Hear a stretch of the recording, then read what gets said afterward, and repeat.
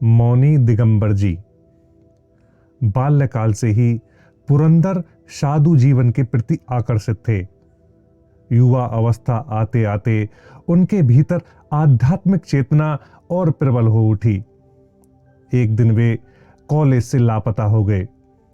बाद में उन्होंने इलाहाबाद में एक सिद्ध योगी त्र्यंबक बाबा से दीक्षा ले ली। गुरु के आदेश से कलकत्ता के काली क्षेत्र में गंगा नदी के किनारे एकांत स्थान में साधना करते रहे। योगेश्वर त्र्यंबक बाबा से दीक्षा लेने के उपरांत साधना पथ पर अग्रसर पुरंदर के भीतर की आध्यात्मिक चेतना आलोकित हो रही थी। वे प्रतिदिन डायरी लिखा करते थे, जिसमें अपने आध्यात्मिक संसार के अनुभवों और तत्व चिंतन का लेखा जोखा होता था। उनकी डायरी के पृष्ठ उनके साधन जीवन के आलोक पथ से हमें परिचय कराते हैं। यहां प्रस्तुत है इस महान साधक की दैनंदिनी में अंकित तत्व चिंतन के कुछ आयाम। सभी वस्तुओं की शुरुआत का एक आरंभ होता है। जैसे अंकुर के उद्गम से पूर्व मिट्टी के नीचे बीज की उपस्थिति है। मौनी दिगंबर जी के इस विवरण के मूल में भी वैसी ही एक अंतरालचारी स्रोत धारा गोपन है। उसका प्रकाश एक दिव्य कृपाभिषिक्त घटना के माध्यम से हुआ था। लौकिक और अलौकिक सीमा रेखा पर इसे अपने चक्षुओं के सामने घटते हुए देखा था। माघ मास था तथा पवित्र शिव चतुर्दशी की अंधकार में रात्रि थी। निविड़ अंधकार मानो तीव्र शीत में अमरकंटक पर्वत के अंचल में और तीव्रतर हो उठा था। इस पर्वत के हृदय को चीरती हुई निकलती है नर्मदा की पवित्र जलधारा का स्रोत। इसी उद्गम स्रोत के कुंड के किनारे नर्मदा माई की प्रतिमा एवं स्वयंभू लिंग विराजित हैं। सहस्त्रों पुण्य लोभातुर नर नारी प्रतिवर्ष इन दिनों एकत्रित होते हैं। अब की बार भी अनेकों दलों में यहां एकत्रित हैं। कुंड जल में स्नान एवं तर्पण के उपरांत सभी नर्मदा माई को श्रद्धा निवेदन कर रहे हैं तथा अपने अंतर के उद्गार प्रकट कर रहे हैं। साधु महात्माओं की विराट जमात इस महापुण्य तीर्थ पर जमी हुई है। इस जमात में आप विशाल भारत के नाना साधु समाजों को देख सकते हैं। आप देखेंगे धूनी जमाए हुए योगी, वेदांतिक एवं परमहंस से आरंभ करके उदासी, नागा, नागपंथी, वैष्णव और अघोरियों के दल बैठे हुए हैं। तामसी रात्रि ने दिग दिगंत में अपना आंचल फैला दिया है। ऊपर आकाश में ताराओं का मंडल टिमटिमा रहा है। दूर पहाड़ पर पेंड्रा रोड नामक पहाड़ी कस्बे में जगह जगह जलती हुई रोशनी से दीपावली का भान होता है। यह दीपावली मानो नर्मदा माई का अर्घ हो। रात्रि अभी नहीं हुई है। धूनी की अग्नि को घेरकर साधु सन्यासियों का ध्यान एवं जप चल रहा है। गांजा, भांग, चरस का धुआं अविराम उड़ रहा है। हजारों तंद्रिक नैनों में भोर के प्रकाश की प्रतीक्षा दृष्टिगोचर हो रही है। प्रभात होते ही सभी देवी के चरणों में पुष्पांजलि अर्पण करके नर्मदा की परिक्रमा में निकल पड़ेंगे। परिक्रमा के उपरांत साधु संत एवं गृहस्थ नर नारी अभी अपने आश्रमों घरों को अपने चिर अभ्यस्त जीवन के बीच वापस चले जाएंगे। सहसा सिद्धनाथ जी के उच्च एवं उत्फुल्ल कंठ से सुनाई दिया, माई जी की पूजा समाप्त हो गई है, अभी परिक्रमा शुरू होगी, जल्दी से डेरा डंडा उठाओ, डेरा डंडा उठाओ। सबसे अधिक शोरगुल कर रहे हैं बाबा के चेला, प्रौढ़ एवं सदा हास्योजल सिद्धनाथ जी। त्र्यंबक बाबा का ध्यान तथा जप समाप्त हो गया है। धूनी छोड़कर वे खड़े हो गए हैं। सेवक सिद्धनाथ जी के पास एक मुहूर्त का भी समय नहीं है। चटपट उन्होंने गुरु जी का व्याघ्र चर्म एवं झोली उठा लिया है। नर्मदा जी के विग्रह एवं कुंड के स्पर्श के उपरांत बहु प्रतीक्षित पद यात्रा का आरंभ हुआ। नर्मदा तट की यात्रा करने के बाद सभी को यहाँ के विग्रह के चरणों में पुनः वापस आना होगा। किसी समय इलाहाबाद के उस पार झूंसी के वालुका में तट पर त्र्यंबक बाबा परुण कुटीर बनाकर निवास करते थे। शिक्षित एवं अशिक्षित बहुत से लोग इन्हें एक शक्तिमान महापुरुष समझते थे तथा श्रद्धा पूर्वक इनके पास आते जाते रहते थे। मेरे साथ भी इनका बहुत पहले परिचय हुआ था।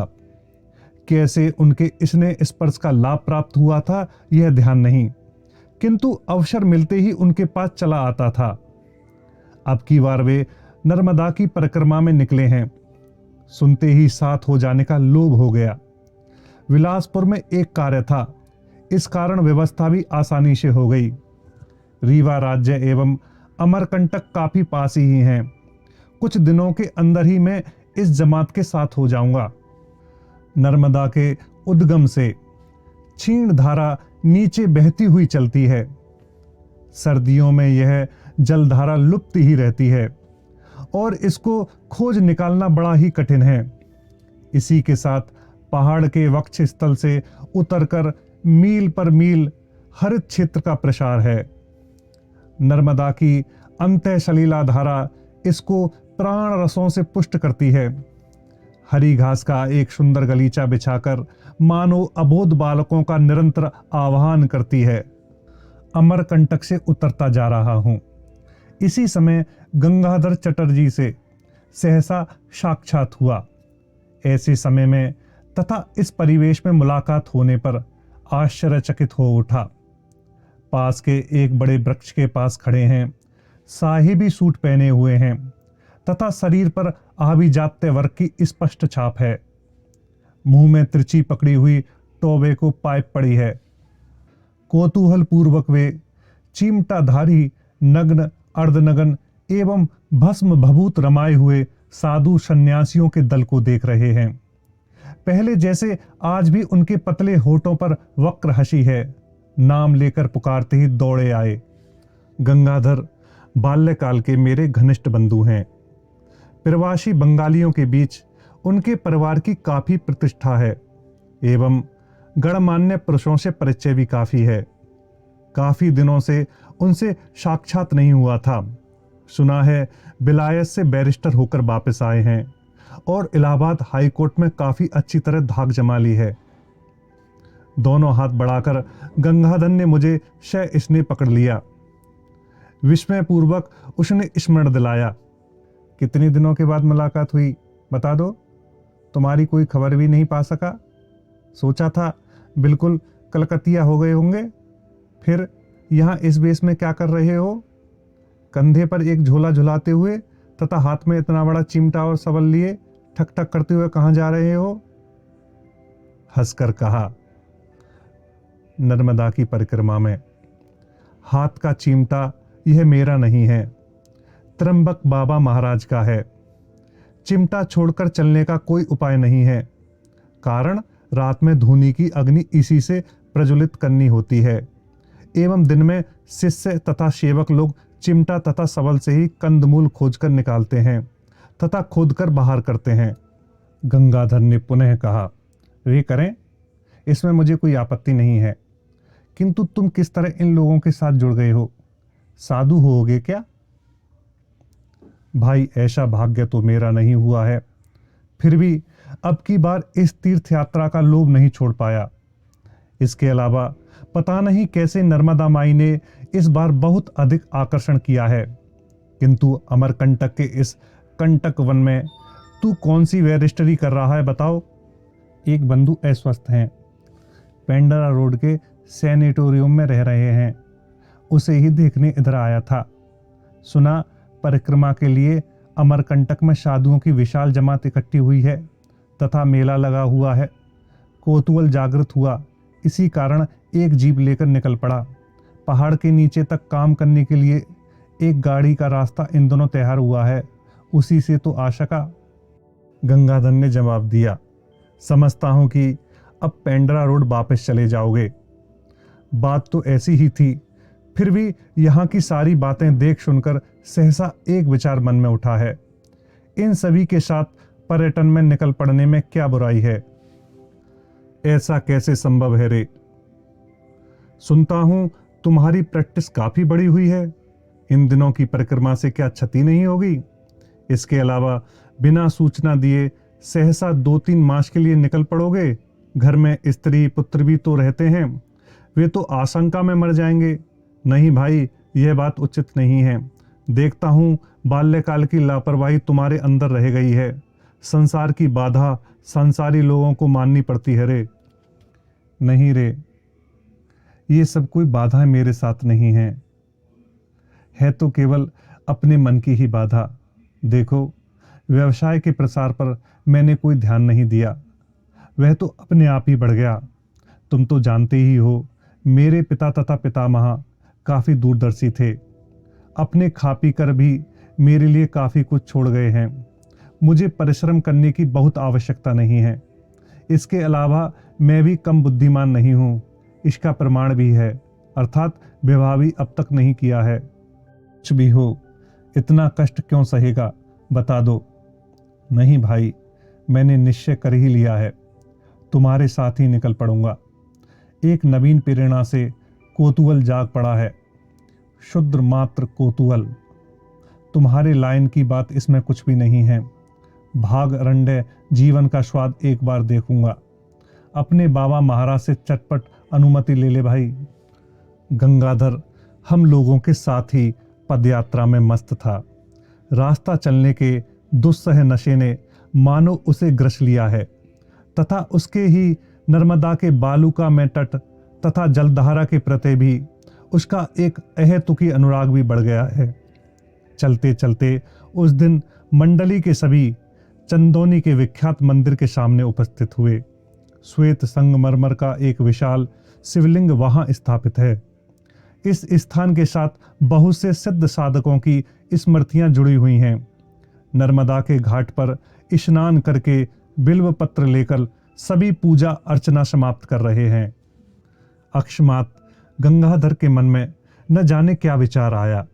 मुझसे कहा, अच्छा, नर्मदा के जल के ऊपर मन में बहुत लोभ क्यों हो रहा है, बता दो। इच्छा हो रही है कि किनारा पकड़कर परिक्रमा न करके जलधारा में ही शरीर भिगाता चलूं। आज से रास्ते में जब भी इच्छा होगी बार बार स्नान करूंगा। अरे, इतनी वीरता दिखाने की आवश्यकता नहीं है। एकदम से इतना सह नहीं पाओगे। मैं तो यही कहूंगा, पेंड्रा रोड के अपने होटल में वापस चला जा, अभी भी हम लोग बहुत दूर नहीं आए हैं। जैसी उसने बात की वैसा ही कार्य भी किया। नित्य रास्ता चलते हुए बीच बीच में विश्राम के समय गंगाधर नर्मदा की गोद में डुबकी लगा लेता था। उल्लास पूर्वक तैरता तथा दुष्ट बालक के सदृश अपने साथियों के छींटे देता। जल से निकलकर पक्षियों की तरह मात्र शरीर को फटकार देता। वस्त्रों का थोड़ा जल मिट्टी में गिर पड़ता, बाकी उसके ऊपर शरीर पर सूखता रहता, केवल धूप और हवा में। इस स्नान से उसके हृदय में अपूर्व आनंद था। चेहरे से ही खुशी टपकती थी। हाथ के टोबैको पाइप को उसने अवहेलना पूर्वक जल में ही विसर्जित कर दिया है। साधुओं की जप ध्वनि में अब तक गंगाधर को योगदान देते हुए नहीं देखा था। कब सुयोग पाते ही परम उत्साहपूर्वक चिल्ला उठता है, नर्मदा माई की जय। ऐसी ही दशा में काफी दिन बीत चुके हैं तथा गंगाधर में अद्भुत रूपांतर हो गया है। गले की नेकटाई पता नहीं कब की गायब हो चुकी है। शरीर के ऊपर पड़ा कीमती कोट पता नहीं कब जलधारा में विसर्जित हो गया है। उसे कोई सुध नहीं है। मात्र गंदा ट्राउजर पहने वह महा आनंद में परिक्रमा कर रहा है। खंभात की खाड़ी में पहुंचकर नर्मदा ने अपनी पवित्र जलधारा सागर में विसर्जित कर दी है। नदी के मुहाने पर स्नान तथा तर्पण समाप्त करके उस पार जाकर साधुओं की जमात फिर अमरकंटक के उद्गम स्थल की ओर वापस चली। इतना लंबा रास्ता इन लोगों के साथ पैदल ही तय करता चला आ रहा हूं। मन में उत्साह के उद्दीपन में लेश मात्र भी कमी नहीं है। फिर भी शरीर कुछ क्लांत सा हो गया है। किंतु सभी गंगाधर को देखकर विस्मित हो रहे हैं। धनी घर का लड़का है, जिसका सारा जीवन ऐश्वर्य में बीता है। संभवतः उसने अपने सारे जीवन में भी इस पद परिक्रमा जितना रास्ता तय नहीं किया होगा। उसके शरीर तथा मन में एक अपूर्व भाव का उद्दीपन एवं अपूर्व शक्ति दृष्टिगोचर हो रही है। नर्मदा के घाट घाट पर वह स्नान करता जा रहा है तथा मुख से अविराम भजन तथा स्तुति गाता जा रहा है। धूसर केस तथा बड़ी हुई दाढ़ी, शरीर पर मात्र एक ट्राउजर ही सहारा था, परंतु वह भी स्नान करते करते सड़कर छत बिछित हो गया है, जिससे लज्जा निवारण भी संभव नहीं है। उसकी ऐसी अद्भुत अवस्था क्यों? इसे क्या कहा जाएगा? दिव्य भाव का आवेश या वायु रोग? परिक्रमा रथ सभी साधु संतों ने उसका नवीन नामकरण किया है, दिगंबर जी, वस्त्रों की दृष्टि से एकदम नंगा। त्र्यंबक बाबा से कुछ भी कहने का साहस नहीं हुआ। सिद्धनाथ जी को बुलाकर मैंने कहा, क्यों, आपके साधु जमात के साथ के कारण गंगाधर अब पागल हो जाएगा? मारूंगा एक चिमटा। सिद्धनाथ जी ने कृत्रिम कोप दर्शाते हुए कहा, अरे पागल हो तुम। जैसा आनंद गंगाधर जी के जीवन में आया है वह किसी को मिलना बड़ा कठिन है। सब हमारी नर्मदा माई की कृपा और लीला है। बड़ा भाग्य है तुम्हारे दोस्त का। पवित्र धारा में स्नान करते करते ही देवी की कृपा मिल गई। सिद्धनाथ जी का यही सबसे बड़ा दोष है कि वकालत के अलावा अन्य कोई बात कभी नहीं बोलते। उनका कंठ स्वर त्र्यंबक बाबा के कानों में पड़ा। आगे बढ़कर उन्होंने हमारी बातचीत सुनी। हंसते हुए उन्होंने कहा, बाबा सिद्धनाथ की बात अक्षर से सत्य है। गंगाधर के जीवन में नर्मदा माई की कृपा का अवतरण हो गया है। उसका सारा अंतर ध्यानावस्थित हो गया है। ऐसा लगता है कि अपने इस मित्र को केंद्र करके और भी बहुत सी बातें देखोगे। बाबा, सभी परमात्मा की इच्छा है। अमरकंटक पहाड़ के शिखर पर वह साधु जमात वापस आ गई है। उनकी यह पुण्य परिक्रमा पूर्ण हो चुकी है। नर्मदा माई के छोटे तुषार शुभ्र मंदिर के चतुर्दिक एक आनंद का पारावार है। उस दिन धर्म प्राण धन कुबेर सेठ ब्रजलाल का भंडारा मध्याह्न में चल रहा है। पूरी, कचौड़ी, लड्डू, मालपुआ के भोजन से साधुओं की मंडली में सरगर्मी है। अपराह्न में त्र्यंबक बाबा ने मुझे पास बुलाया। मंदिर के पिछवाड़े आंवले के वन में उन्होंने डेरा डाल रखा है। पास ही कंबल पर गंगाधर अर्धबहा अवस्था में सोया हुआ है। उसकी ओर उंगली से इशारा करते हुए त्र्यंबक बाबा ने कहा, बाबा, अपने मित्र को साथ लेकर तुम उसे यथास्थान उसके घर पहुंचा आओ। चिंता की कोई बात नहीं है। उसे उन्माद नहीं हुआ है, फिर भी वह बिल्कुल ही बदल गया है। यह कथन सत्य है। संसारी मनुष्यों के साथ अब उसका निर्वाह नहीं हो सकेगा। अब वह बिल्कुल मौनी है, सदा ध्यान के गंभीर सागर में डूबा रहेगा। ऐसा क्यों बाबा? क्या पुराना गंगाधर हमें वापस नहीं मिल पाएगा? वह अपने आत्मीय परिजन एवं बंधु बांधवों के बीच क्या अब से वह अपरिचित एवं द्रोही बना रहेगा? इसमें गिलानी की क्या बात है बाबा? मनुष्य को जब अपने स्वरूप का बोध हो जाता है तब उसके लिए अन्य सारी वस्तुएं निर्थक हो जाती हैं। याद रखो, गंगाधर दिव्य आनंद का स्वाद ले रहा है। अगर यह सत्य है कि तुम उसके लिए दुखी क्यों हो? सहज भाव से त्र्यंबक बाबा ने उत्तर दिया। फिर उसे इलाहाबाद तक पहुंचा देना होगा? नहीं, वहां का वातावरण इन दिनों उसके लिए सह नहीं होगा। उसे गांव वाले घर पर ही छोड़ाओ। वह तो गाजीपुर अंचल के पौड़ी गांव में है, उसी काफी दिनों से परित्यक्त घर में। हाँ, एकांत तथा शांत वातावरण होने से तो इस समय उसका काम नहीं चलेगा। उसे वहीं छोड़ाओ बाबा। गंगाधर को साथ लेकर सिद्धनाथ तथा मैं पौड़ी ग्राम पहुंचे। पहले से ही तार दे दिया गया था। स्टेट के मुनीम एवं दूर के एक रिश्तेदार के हवाले कर हम लोग वापस आए। उस समय भी वह अर्ध उन्माद की अवस्था में ही था। शरीर पर मात्र ट्राउजर का ही एक हिस्सा था। वह भी कुछ दिन पहले उसने छोड़ दिया था। अब एकदम नंगा ही था। सिद्धनाथ जी का आदेश था, इसलिए उसी दिन वापस आना पड़ा। साधु नैनों से मैंने अपने बाल्य बंधु गंगाधर से विदा ली, किंतु वह मौन था। इसके अलावा उसके चेहरे से भी कोई भाव प्रकट नहीं हुआ। निर्मोह जीवन के एक उतंग शिखर पर आसीन है। विस्फारित नयनद्वय से वह निर्निमेष देखता ही जा रहा है। उज्ज्वल एवं प्रदीप्त दो नेत्र ही मानो उसके सारे शरीर पर छा गए हैं। किसका प्रकाश उस दृष्टि में आलोकित हो रहा है, कौन जानता है। कलकत्ता वापस आकर मैं अपने व्यक्तिगत कार्यों में व्यस्त हो गया। इच्छा होने पर भी गंगाधर को देख आने का सुयोग नहीं पा रहा था। फिर भी उसके घर के मुनीम से बीच बीच में समाचार लेता रहता था। गांव के पैतृक निवास पर जाने के बाद से गंगाधर ने फिर स्थान त्याग नहीं किया। घर के पास स्थित बेल के पेड़ के नीचे ही उसका आसन था। उसी आसन पर बैठकर सारा दिन तथा रात ध्यान में ही व्यतीत करता था। शीतकाल तथा ग्रीष्म दोनों समय में नंगा ही रहता था। मुंह से कोई भी शब्द नहीं निकलता था, बिल्कुल मौनी। गांव के नर नारियों में वह दिगंबर जी के नाम से ही परिचित हो उठा था। स्टेट के मुनीम ने और भी लिखा था। उसके जीवन में विस्मयकर विभूतियों का प्रकाश भी अवतरित हो गया था। उसके आशीर्वाद से बहुत लोगों के कठिन रोगों का भी निवारण हो रहा है। घर के प्रांगण तथा आसपास आर्त भक्तों की भीड़ का अंत नहीं है। बहुत वर्षों से गंगाधर से साक्षात्कार नहीं हुआ है, परंतु क्या भूल पा रहा हूं? उसकी स्मृति मेरे मानस पट पर दिन प्रतिदिन और भी उज्जवल होती जा रही है। वह मुख तथा नेत्र तथा नाटकीय रूपांतर की स्मृति क्या भूल पाना सहज है? अकस्मात कलकत्ता में ही सिद्धनाथ जी का एक जरूरी तार मिला। गुवाहाटी से भेजा गया था। त्र्यंबक बाबा का एक जरूरी आदेश था। अविलंब मुझे गंगाधर के गाजीपुर जिला स्थित गांव में जाना होगा।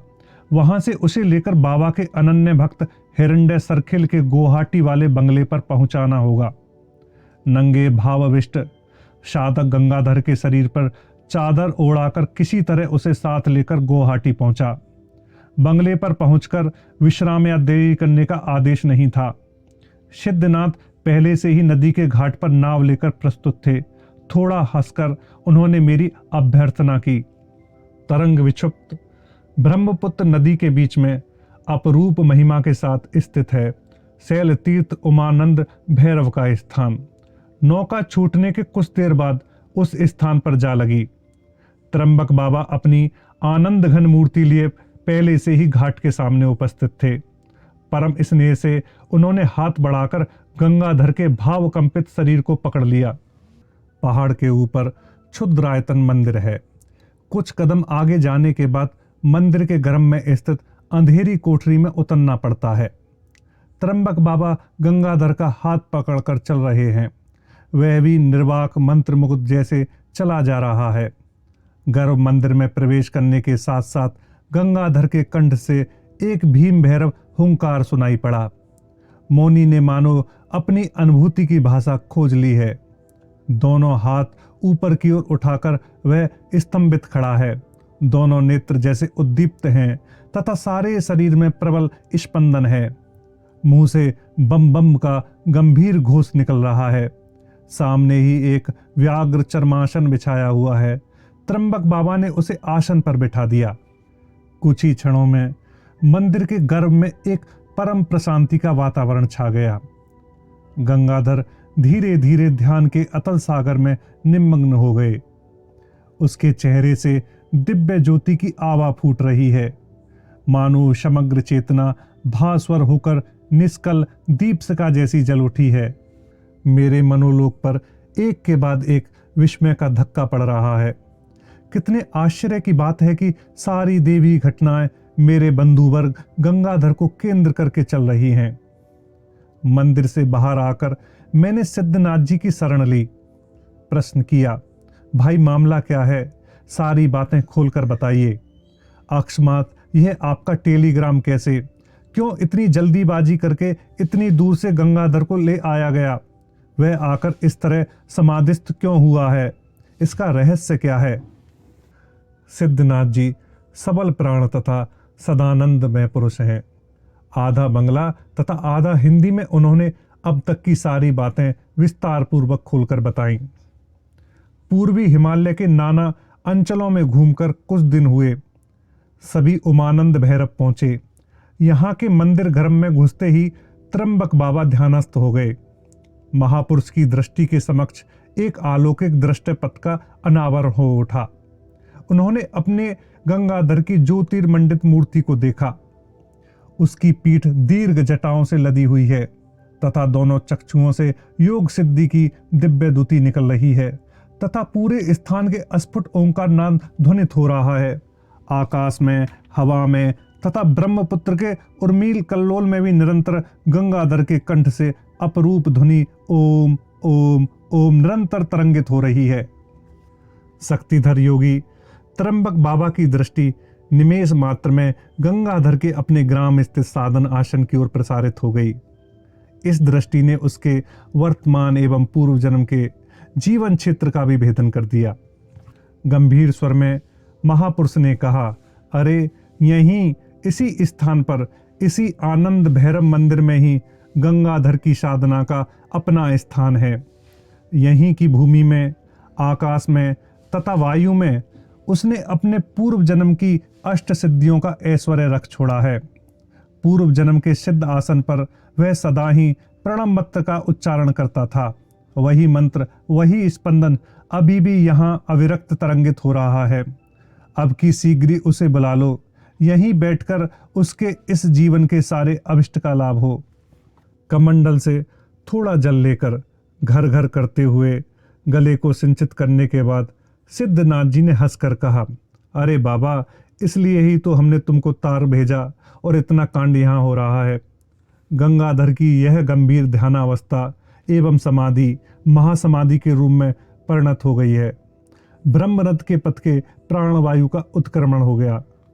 प्रभात सूर्य के स्वर्णालोक में ब्रह्मपुत्र उस दिन झिलमिल रही थी, परंतु उसके हृदय में यह कैसा विक्षोभ है, यह किस अशांति का आड़ोलन है। एक के बाद एक तरंग शैल दीप उमानंद भैरव के कठिन शिला स्तूप पर उन्मत्तता की अवस्था बार बार टकरा रही है। नीरव तथा नत सिर कई आदमियों ने मिलकर गंगाधर की देह को नीचे उतार लिया है। उसे पुष्प एवं चंदन से सजाकर नदी की धार में विसर्जित कर दिया। फैनिल जलधारा के आवर्त में एक मुहूर्त में ही न जाने सब देह कहाँ अदृश्य हो गया। मेरे दोनों नेत्र अश्रु सजल हो उठे हैं। मानस में एक मर्मांतक पीड़ा उमड़ आई है तथा एक के बाद एक प्रश्न मन में उठ रहे हैं। गंभीर रात्रि में निशब्द धीरे धीरे त्र्यंबक बाबा के पास आकर बैठ गया। आशा दंड का सहारा लेकर महापुरुष बैठे हुए हैं। वे तंद्राक्षण में हैं तथा घनाविष्ट समझ नहीं पाया। मेरी ओर न देखते हुए धीरे स्वर में उन्होंने कहा, बैठो, कोई प्रश्न है? जल्दी से पास बैठते हुए मैंने कहा, जी है। कुछ समय नीरवता में ही कट गया। बात आगे बढ़ाते हुए मैंने कहा, गंगाधर का मामला जितना दुखांत है उतना ही रहस्यमय है। नहीं बाबा, उसका यह तिरोधान विषाद का विषय तो है ही नहीं, वरन महाआनंद का है। चौंक कर प्रसन्न सूचक दृष्टि से मैंने उनकी ओर देखा। त्र्यंबक बाबा कहते रहे, थोड़ा शांतिपूर्वक विचार करो। वित्तवान बैरिस्टर का जीवन यापन करते हुए तथा अपने को सदा भोग विलास में डुबाए रखने से क्या उसका सचमुच कोई काम होता? आत्मिक जीवन की पूर्णता तो नहीं घटती। यही होता कि यह जन्म एक पालतू बिलायती कुत्ते जैसे आराम से बीतता। यह क्या काम में है? उत्तर में मैंने संक्षेप में कहा, ऐसा तो नहीं ही है। मानव साधना का श्रेष्ठ फल है आत्मज्ञान, लाभ तथा ब्रह्मानंद की प्राप्ति होती है। इस फल की प्राप्ति न होने पर मानव जीवन बंध्या एवं निष्फल होकर ही रहेगा। बाबा जीव को शिवत्व प्राप्त करना होगा, ब्रह्म ज्ञान का अधिकारी होना होगा। यह परम सौभाग्य प्रत्येक मनुष्य के भाग्य लेख में लिखा है। जन्म जन्मांतर की त्याग, तितिक्षा एवं तपस्या की भित्ति पर वह इस भाग्य लेख को रूपांतरित करने के सतत प्रयास में है। गंगाधर के जीवन में इसी साफल्य का प्रकटन हुआ। इसी कारण परमानंद पूर्वक ब्रह्म में विलीन हो गया। फिर इसमें दुख का क्या प्रयोजन है, बता दो बाबा। विगत जीवन की साधना से जो कुछ प्राप्ति हुई थी इस बार वह पूर्ण हो उठी।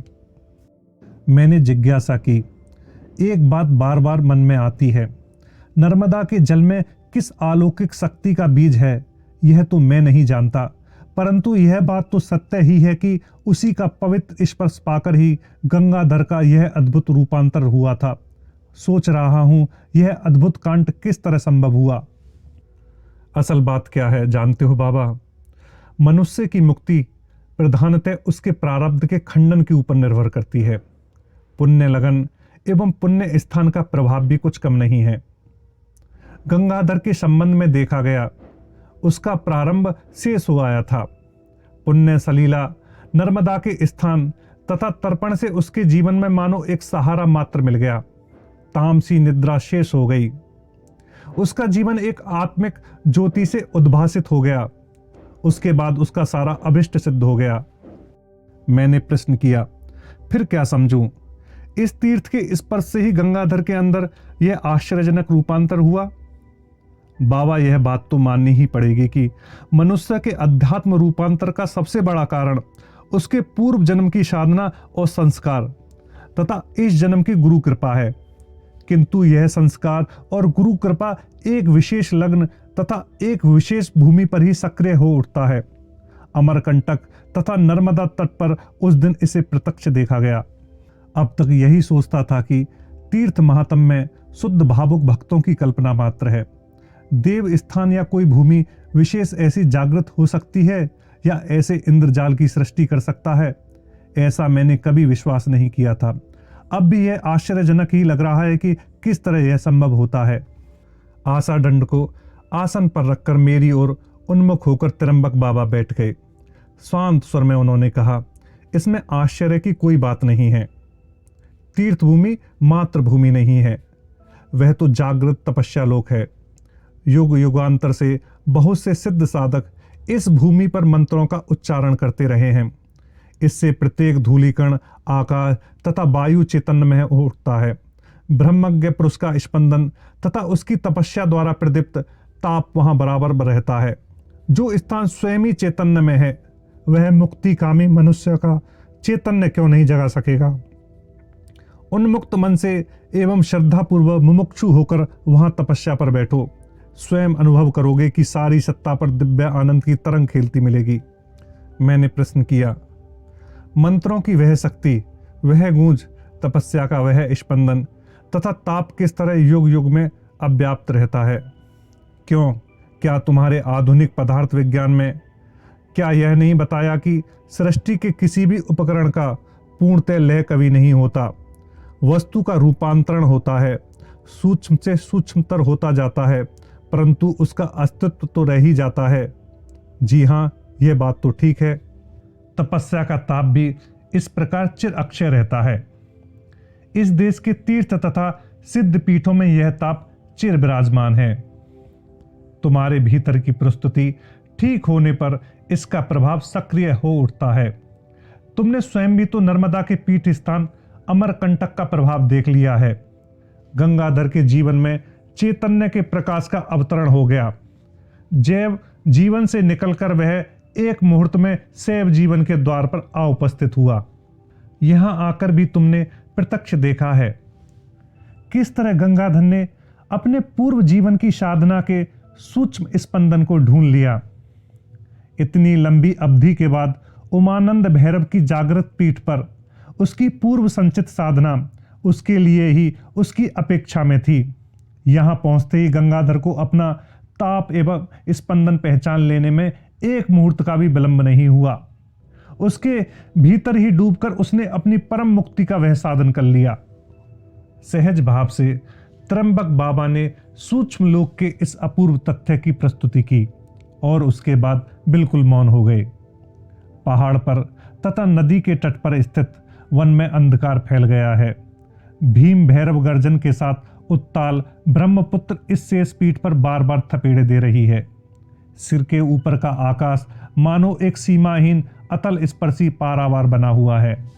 नीरवता भंग करते हुए मैंने निवेदन किया, आपके मुख से जन्मांतर के संस्कार, गुरु कृपा तथा सिद्धपीठ की महिमा सुनकर आज मैंने एक नवीन दिगंत का संधान पा लिया है। सोच रहा हूं अब देरी न करके परिव्राजन के लिए बाहर निकल पड़ूं। अभी नहीं, 2 वर्ष बाद ही हरिद्वार में पूर्ण कुंभ का पर्व आ रहा है। उस अवधि तक प्रतीक्षा करो।